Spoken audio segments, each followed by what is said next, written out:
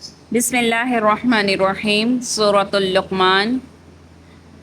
الف لام میم، الف لام میم، تلک یہ آیات آیات ہیں، نشانیاں ہیں،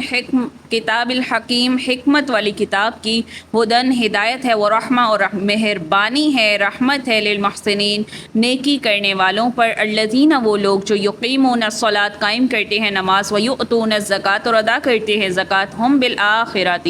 وہم اور وہ بالآخرۃ آخرت کا، ہم یوقنون وہی یقین رکھتے ہیں، اولئک یہی لوگ علی ہدن ہدایت پر ہیں، من ربہم ان کے رب کی طرف سے، واولئک اور یہی لوگ ہم المفلحون فلاح پانے والے ہیں۔ بہت آسان سی آیات ہیں، قرآن پاک کی صفات بیان کی جا رہی ہیں، صفت بیان فرمائی، لوگوں کے لیے ہدایت اور رحمت ہے، کس کے لیے؟ متقین کے لیے۔ ایک اور مقام پر فرمایا یہ محسنین کے لیے ہدایت ہے۔ تو ان دونوں آیات میں کوئی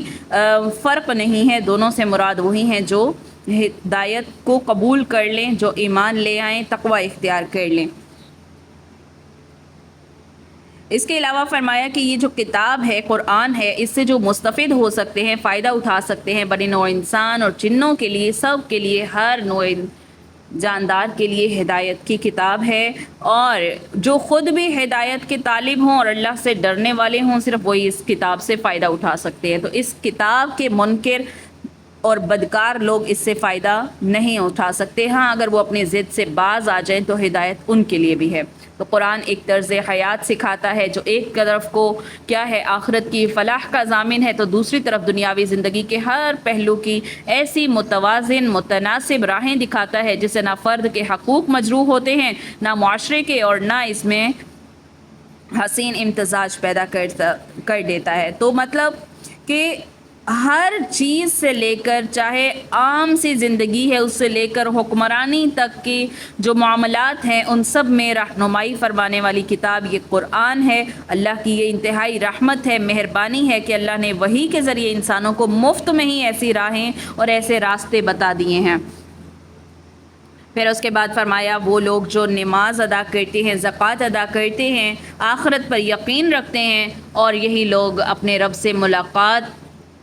پر بھی یقین رکھتے ہیں اور اپنے رب کی طرف سے ہدایت پر ہیں۔ متقین کی وہی 3 صفات جو پیچھے ہم نے سورہ بقرہ میں بھی پڑھی، اقامت الصلاۃ، ایتاء الزکوٰۃ اور ایمان بالآخرہ، یعنی جس شخص میں کم از کم یہ 3 صفات پائی جائیں، ان کے راہ راست پر ہونے میں کوئی شک ہو سکتا ہے، اور نہ فلاح پانے میں، یعنی کہ وہ فلاح پر بھی ہیں اور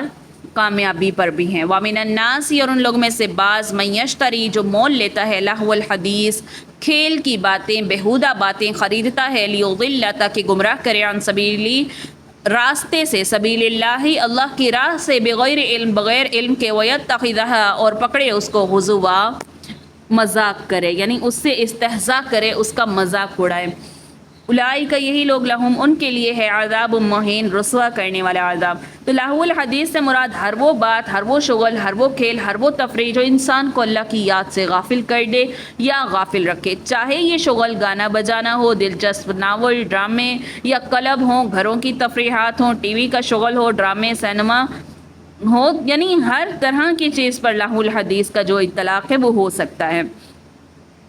تو حضرت عبداللہ بن مسعود رضی اللہ عنہ قسم کھا کر کہا کرتے تھے کہ قرآن میں لہو الحدیث کا لفظ گانا اور موسیقی کے لیے آیا ہے، اور آپ صلی اللہ علیہ وسلم فرماتے کہ گانا بجانا دل میں یوں نفاق پیدا کرتا ہے جیسے پانی سے گھاس اور سبزہ اگتا ہے نا، جس جلدی جلدی، بالکل اسی طرح یہ جو گانا ہے یہ دل میں اسی طرح نفاق پیدا کرتا ہے، منافقت پیدا کرتا ہے، ایمان کو کھا جاتا ہے۔ تو اسی طرح رسول اللہ صلی اللہ علیہ وسلم نے فرمایا، اللہ تعالیٰ نے مجھے رحمت للعالمین بنا کر بھیجا، اور میرے پروردگار نے مجھے حکم دیا کہ میں باجوں، گاجوں، سازوں، مزراج، بتوں، سلیبوں اور امر جاہلیت کو میں ختم کروں۔ پھر اسی طرح رسول اللہ صلی اللہ علیہ وسلم کا فرمان ہے ترمذی شریف میں کہ گانا بجانا کرنے والی عورتوں کو نہ بیچو، نہ خریدو، نہ انہیں یہ کلام سکھاؤ، اور ان کی اجرت حرام ہے۔ ٹھیک ہے، اور ہم لوگ کیا کرتے ہیں کہ شادیوں پر انہی ناچنے والیوں کو ہم بلا لیتے ہیں، اور کیا کرتے ہیں کہ جی ان کو مردوں کے سامنے نچایا جاتا ہے، ان پہ پیسے نشاور کیے جاتے ہیں، تو یہ ان کی کمائی ہوتی ہے۔ یہ ہر شے اس طرح کا کرنے والا، کروانے والا، دونوں طرح کے لوگ جہنمی ہیں۔ اور یہ حرام ہے۔ اسی طرح رسول اللہ صلی اللہ علیہ وسلم نے فرمایا میری امت میں ایسے لوگ پیدا ہوں گے جو زنا کو، ریشم کو، شراب کو اور آلات سازوں، یعنی یہ جو آوازیں پیدا کرنے والے جو آلات ہیں نا، جیسے بین، باجے وغیرہ، تو اس طرح گانے بجانے کو وہ حلال کر لیں گے، اپنے اوپر حلال جانیں گے۔ تو اس آیات، یہ جو آیت ہم نے پڑھی ہے، اس کا شان نزول یہ بیان کیا جاتا ہے کہ رسول اللہ صلی اللہ علیہ وسلم کی دعوت کو غیر مؤثر بنانے کے لیے جو لوگ ادھار کھائے بیٹھے تھے، ان میں سے ایک نضر بن حارث بھی تھا۔ اس کا طریقہ کار ابو لہب سے بالکل مختلف تھا۔ ایک دفعہ وہ سرداران قریش سے کہنے لگا، قریشیوں، محمد صلی اللہ علیہ وسلم تمہارے سب سے زیادہ پسندیدہ آدمی تھے، سب سے زیادہ سچے، سب سے زیادہ امین تھے۔ اب اگر وہ اللہ کا پیغام لے کر آئے ہیں تو تم کبھی انہیں شاعر کہتے ہو، کبھی کاہن، کبھی پاگل، کبھی جادوگر کہتے ہو، حالانکہ نہ وہ شاعر ہے، نہ کاہن ہے، نہ پاگل ہے، نہ جادوگر ہے، کیونکہ ہم ایسے لوگوں کو خوب جانتے ہیں۔ تو اے اہل قریشیوں، سوچو تم پر یہ کیسی آفت آ پڑی ہے۔ تو نضر بن حارث نے یہ سوچا تھا کہ وہ خود یعنی وہاں سے بادشاہوں کے حالات، رستم اور اسفند کے قصے سیکھ لائے، اور اس نے یہ سوچا تھا۔ تو اب رسول اللہ صلی اللہ علیہ وسلم جہاں کہیں بھی جا کر اپنا پیغام سناتے، ابو لہب کی طرح نضر بن حارث بھی وہاں پہنچ کر یہ قصے سناتا، لوگوں سے پوچھتا کہ آخر کس بنا پر محمد صلی اللہ علیہ وسلم کا کلام مجھ سے بہتر ہو سکتا ہے۔ تو اس نے چند لونڈیاں بھی خرید رکھی تھیں، جو جب کوئی شخص رسول اللہ صلی اللہ علیہ وسلم کی طرف مائل ہونے لگتا، وہ کسی لونڈی کو اس پر مسلط کر دیتا، اور وہ لونڈی اسے کھلائے پلائے اور اس کی فکر کا رخ موڑ دے۔ یعنی کہ تب یہ آیات نازل ہوئی تھیں کہ ان کو راہ راست سے ہٹانے کی کوشش کی جاتی تھی۔ اور پھر بغیر علم کی نسبت اللہ کی راہ کی طرف بھی ہو سکتی ہے، جیسے یہاں پر آیا نا عن سبیل اللہ بغیر علم، تاکہ لوگوں کو بے سمجھے اللہ کے راستے سے گمراہ کر دے۔ تو اب لہو الحدیث کی طرف بھی ہو سکتی ہے، اللہ کی طرف سے بھی علم، بغیر علم کی نسبت ہو سکتی ہے۔ تو پہلی صورت کا ترجمہ یہ ہوگا کہ اس کا اللہ کی راہ سے بہکانا بعض بغض اور عناد اور ضد پر یہ مبنی ہوگا، اور اس کے پاس کوئی عملی دلیل بھی نہیں ہوگی، وہ صرف اللہ سے دور کرنا چاہتا ہوگا۔ اور دوسری صورت یہ بھی ہو سکتی ہے کہ جس قدر جاہل ہے، جو اللہ کی سیدھی راہ اور ہدایت جیسی قیمتی شے کے عوض تباہ کن شے خرید رہا ہے۔ دونوں میننگ اس کے درست ہیں۔ اس کے بعد جو شخص گانا بجانا، قصے کہانیاں، رقص اور سرور جیسی ثقافتی سرگرمیوں کے ذریعے لوگوں کو اللہ کی آیات سے دور رکھتا، وہ ان آیات کا مذاق اڑاتا۔ تو یہاں پر مذاق اڑانے سے مراد وہی کہ جو اس طرح کے کام کرتا وہ اللہ کی آیات کا مذاق اڑاتا، جس چیز کو اللہ تعالیٰ نے منع کر دیا۔ اس کے بعد فرما دیا اولئک لہم عذاب مہین، یعنی اس کے جرم میں، اس کے سزا میں مناسبت یہ ہے کہ وہ اللہ کی آیات اور اس کے رسول کی تذلیل کرنا چاہتا ہے، تو اس کو عذاب بھی ذلیل کرنے والا ہی دیا جائے گا۔ وَإِذَا تُتْلَىٰ، اور جب تلاوت کی جاتی ہیں، علیہ ان پر آیاتنا، ہماری آیات، وَلَّا مُسْتَكْبِرًا، پیٹھ پھیر لیتا ہے تکبر کرتا ہوا، کأن لم، گویا کہ نہیں، یسمعھا، سنا ان کو، کأن،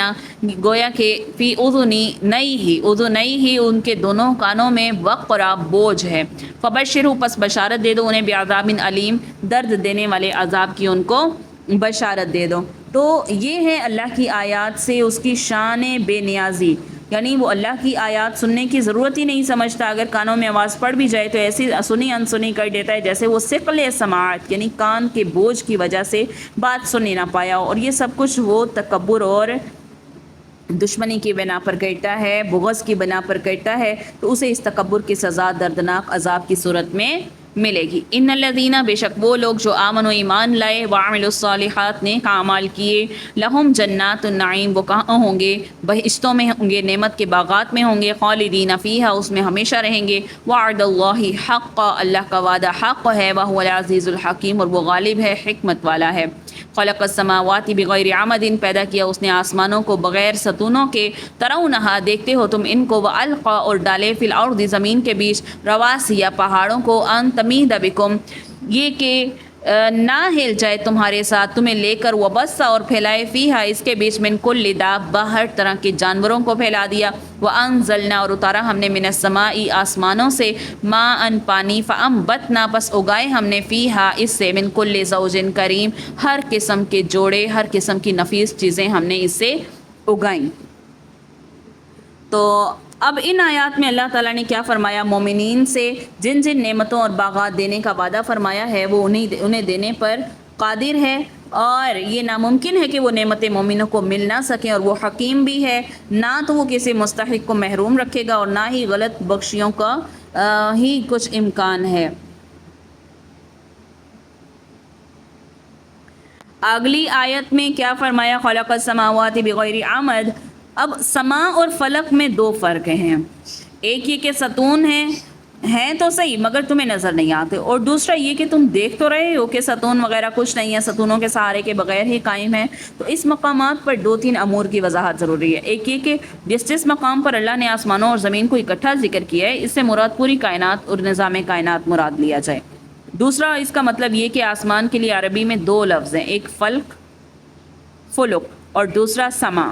فلک سے مراد سیاروں کے مدارات ہیں جن پر وہ گھوم رہے ہیں، سما سے مراد بلندی بھی ہے، آسمان کا وجود بھی ہے جسے اللہ تعالیٰ نے ایک ٹھوس حقیقت اور جسم رکھنے والی چیز کے طور پر پیش کیا ہے۔ اور یہ وضاحت اس لیے ضروری ہے کہ موجودہ نظر حیت کے مطابق آسمان کوئی چیز نہیں ہے بلکہ فقط کیا ہے؟ حد گناہ کا نام ہے، جبکہ آسمانوں کا ذکر قرآن میں بہت مرتبہ آیا، اس کے علاوہ احادیث میں بھی آیا، تو اس صورت میں بھی آیا آسمانوں میں دروازے بھی ہیں، تو لفظ سما کی تحقیق ضروری ہے۔ تو سما کا جو لفظی معنی وہ آسمان، بلندی کے لیے بھی استعمال ہوتا ہے، یعنی ہر چیز جو ہمارے سر پر سیاہ فغن ہو وہ سما ہے، اور سما کی ضد ارض ہے، زمین، اس کے معنی زمین بھی ہیں اور پستی بھی ہے، ٹھیک ہے؟ تو ایک طرف ایک چیز اپنے ہی پست چیز کے مقابلے میں سما بھی ہے، اور وہی چیز اپنے سے بلند چیز کے مقابلے میں ارض بھی ہے، یعنی یہ ایک دوسرے کے الٹ بھی ہو گئے۔ تو اب کیا فرمایا کہ جدید تحقیق کے مطابق جانداروں کی 10 لاکھ قسموں کا علم انسانوں کو ہو چکا ہے، اسی طرح 2 لاکھ کے لگ بھگ نباتات کی قسمیں بھی جان چکا ہے۔ تو جانداروں کی طرح نباتات، پودوں، درختوں میں نر مادہ موجود ہیں۔ تو ان معاملات میں جتنی بھی تحقیق ہو رہی ہے، یہ زیادہ سے زیادہ عجائبات قدرت یا اللہ کی نشانیاں انسان کے علم میں آتی جا رہی ہیں۔ تو اسی طرح فرمایا آسمان کو اٹھایا اور زمین کو بچھایا، پھر ہے کہ پہاڑوں کو گاڑ دیا، کہیں ایسا نہ ہو کہ تمہیں لے کر گھومتی پھرے اور تم اس میں لڑکتے پھرو، اور ان تمید بکم وبث فیہا من کل دابہ، اور اس میں ہر طرح کے جانوروں کو پھیلا دیا، نر مادہ، اور آسمان سے پانی اتارا، ہر قسم کی نفیس چیزیں اتاریں، اور کل زوج کریم جوڑے بنائے۔ ھذا خلق اللہ، یہ ہے پیدا کرنا اللہ کا، فارونی، پس دکھا دو مجھ کو، ماذا خلق الذین، کیا پیدا کیا ان لوگوں نے، من دونہ، اس کے علاوہ، بل الظالمون، بلکہ یہ ظالم، فی ضلال مبین، کھلی گمراہی میں ہے، صریح گمراہی میں ہے۔ یعنی یہ جو کچھ بھی اوپر بیان ہوا ہے وہ سب کچھ تو اللہ نے پیدا کیا ہے، اب ان چیزوں کو تم نے معبود بنا رکھا ہے، بتاؤ انہوں نے کیا پیدا کیا ہے؟ پھر کیا غیر خالق کو معبود بنا لینا یہ سراسر گمراہی نہیں تو اور کیا ہے؟